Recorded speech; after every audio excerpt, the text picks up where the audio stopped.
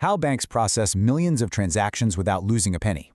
Okay, let's dive right into this explainer. Picture a scenario we've literally all been in 1,000 times. You're standing in a cafe, you pull out your phone or your card, and you just tap it for a 450 rupee coffee. The terminal beeps, a little green light blinks, and it says approved. The whole thing takes, what, less than a second? But what actually happened in that blink of an eye? Well, today, we're going to explore the incredibly complex, hidden pipeline that approves your purchase that fast and mathematically ensures the global financial system doesn't lose a single penny in the process. It's a wildly fascinating journey, so let's get into it. To really appreciate why this system has to be so flawless, you have to understand the sheer mind-boggling scale of the operation. 750 million. That is India's UPI daily transaction volume alone. We're talking one network in one single country. That perfectly highlights the global scale we're actually dealing with here. Across every single currency, every single bank around the world, the ledgers on either side of every one of those millions of transactions must match perfectly, right down to the very last decimal. And it is not just about those daily averages, it's about surviving immense, crushing pressure. Just to handle peak events, think Black Friday or those massive festive season sales, Visa's global network, VisaNet, has a stress-tested capacity of over 65,000 transactions per second. When you are processing tens of thousands of messages every single second across the planet, it leaves absolutely zero room for error. I mean, a failure rate of even 0.01% would be completely catastrophic. Part 1. The 1-second miracle. Routing the request. So let's start our 450 rupees coffee's journey right at the tap. When your card touches that terminal, a message is created. But here's the secret. It isn't actually money. It's just a request asking two really simple questions. Does this person have the funds? And should this transaction be allowed? That request literally travels across the world in milliseconds. It leaves the merchant's terminal, hits their acquiring bank, jumps over to the card network, like Visa or MasterCard, which basically acts as a global translator, and finally lands at your issuing bank. That's the bank that actually holds your account. They check your balance, make sure your card is active, and confirm the purchase looks totally normal. If everything checks out, your bank fires back a single-word response, approved. And that one word now has to fly all the way back through that exact same chain. From the issuer, back to the network, over to the acquirer, and finally hitting the cafe's terminal. This massive global round trip happens in less than 2 seconds, triggering that satisfying little green checkmark you're waiting for. Honestly, it feels like magic, right? You walk away with your coffee fully believing you just paid for it. But let's pause for a massive plot twist, right in the middle of our journey here. Has your money actually moved yet? Nope, absolutely not. Crucially, no money has moved at all. By tapping your card, you've merely created a promise. You and your bank have basically promised to pay that merchant later. The instant magic you just witnessed at the counter, that was purely an authorization. The real movement of money, the actual settlement, happens much, much later, usually while you're fast asleep. Section 2. The Unbreakable Digital Ledger and its 500-year-old rules. So before that money actually gets to move anywhere, your coffee purchase has to be recorded permanently. And modern supercomputers do this using a rule that was actually invented by Italian Renaissance merchants like 500 years ago. It's called double entry accounting. It dictates that every single transaction must be recorded in at least 2 places at once as a perfectly balanced debit and credit. This means money is never magically created or destroyed inside the banking system. It only ever moves from one specific place to another, and both sides of that move must balance perfectly. If your account drops by $450, some holding account somewhere must go up by exactly $450.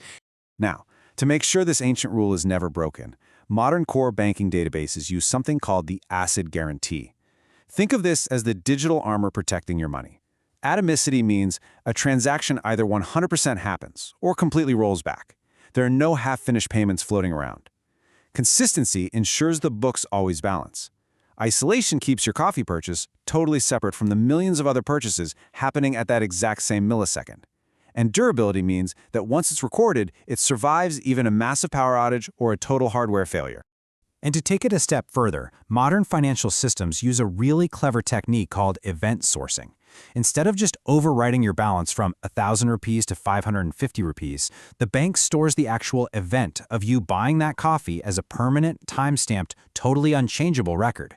Because of this, banks never simply erase history if they make a mistake. You can't just hit backspace. If something goes wrong, they have to post a brand new correcting entry. This guarantees there is always a mathematically perfect, fully auditable trail tracing all the way back to day one. Which brings us to Section 3, the invisible fraud bouncer, AI in milliseconds. While your ledger is being perfectly updated, something else is happening simultaneously in that exact same fraction of a second before the terminal blinks green. Back in the day, fraud was caught using simple static rules, like blocking any purchase over a certain massive amount. Well, not anymore. Modern machine learning models evaluate hundreds of variables all at once. They're looking at your typical spending amount, your usual location, the time of day, your device type, and even your subtle behavioral history. They crunch all of this data in literal milliseconds to generate a highly precise risk score for your seemingly simple coffee run. And this invisible bouncer is incredibly efficient. Using tools like Visa's Decision Manager, a staggering 98.83% of fraud decisions are handled completely automatically by AI. No human intervention at all. And this automated speed is absolutely crucial, especially when you consider that in regions like India, UPI digital payment fraud attempts are rising by about 27% year over year. The system literally has to be blindingly fast, and it has to be incredibly smart. Because ultimately, fraud engineering is a high-stakes balancing act performed in milliseconds. Think about it. On one hand, if the AI misses a real criminal, the bank loses actual money and vital customer trust. But on the other hand, if the AI is too aggressive and wrongly blocks your legitimate coffee purchase, it creates a deeply frustrated customer who might just pack up and take their business to another bank entirely. It is a microscopic tightrope walk on a massive global scale. Section 4. Clearing and final settlement, which is where the money actually moves. All right, so now your 450 rupees transaction is authorized, perfectly ledgered, and totally cleared for fraud. We finally arrive at the end of the day. The cafe is closed, you're at home on the couch, and this is where the real money actually changes hands. Remember earlier how we said authorization was just a promise? Well, throughout the day, banks accumulate millions of these individual promises. And rather than wildly and inefficiently settling every single 450 rupees coffee one by one, banks batch thousands of them together. They use a process called clearing, where the network essentially nets out everyone's accumulated obligations against each other. Think of this netting process like two friends who keep spotting each other for lunch throughout the week. Instead of passing $5 bills back and forth a dozen times, at the end of the week they just figure out the final difference. Look at this relationship. Bank A owes Bank B 10 crore. But Bank B owes Bank A 8 crore. By netting out the debts, the banks can settle millions of individual transactions with a single, vastly smaller net transfer of just 2 crore in one direction. Boom. So much more efficient. Once that brilliant netting math is done, we reach the very last stage, settlement. This is the final, completely irreversible movement of real, actual money between the banks. This typically happens overnight, completely out of sight, often relying on a central bank system like RTGS, which stands for Real-Time Gross Settlement. When this happens, the money has officially and legally moved. Which brings us to our final section, Section 5, the ultimate engineering challenge, and why this all matters. You might be wondering why you, as a consumer, should even care about this invisible two-speed architecture, the instant authorization and the overnight settlement. It matters because these massive distributed networks represent one of the single most demanding engineering challenges in all of technology. Just think about the sheer audacity of the requirements. The system must be mathematically correct 100% of the time. It has to be available 24 hours a day, 7 days a week, no exceptions. It must be perfectly auditable for years. And it has to do all of this heavy lifting so fast that it feels completely instant to you standing there at the cafe counter. Honestly, it perfectly explains why infrastructure and fintech engineers are some of the most highly valued professionals in the world right now. So, to tie it all together, here is the complete journey of your 450 rupees coffee. Starts with the instant tap. It races through sub-500 millisecond network routing, parallel authorization, and intense fraud checks. It hits the permanent ledger in milliseconds. And finally, it rests until the overnight clearing and settlement processes take over. This whole timeline perfectly illustrates how the illusion of an instant digital payment actually relies on this beautifully orchestrated dance between split-second checks and massive overnight batched settlements.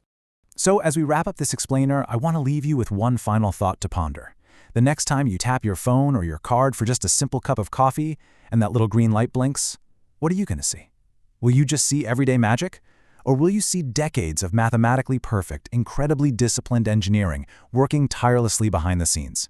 Thanks for exploring this amazing digital pipeline with me. And as always, keep questioning how the world around you really works.